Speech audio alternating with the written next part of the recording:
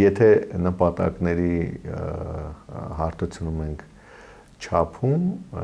գուցե թե իրանում վարչակարգի փոփոխությունը, պլան մաքսիմումը, պլան մինիմումը ժամանակավոր գործողության արդյունքում կամ թիրախային հարվածների արդյունքում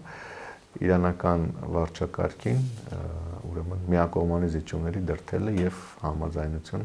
պարտադրելը։ Բայց այս ամեն ինչի հետ կապված, սա նշում ենք վերջնանպատակ այս ամբողջ process-ի։ Բայց կա մեկ այլ կարևոր հենց Միացյալ Նահանգների դիրքերից վերջնանպատակ, որպեսզի կամ նպատակ կամ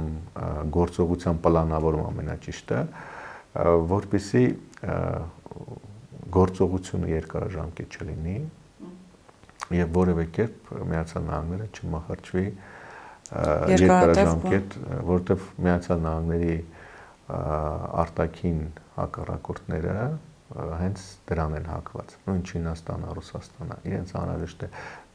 իրենց նախ պետք է որ այդ կոնֆլիկտը չլինի, բայց եթե կոնֆլիկտը լինի, որովհետեւ Իրանը այսպեսին, որպես տարածաշրջանում Միացյալ Նահանգներին եւ նրա ազդեցությունը դեմ հանդես եկող դերակատար, բնականաբար կամաց եւ նման պատժամիջոցների պայմաններում,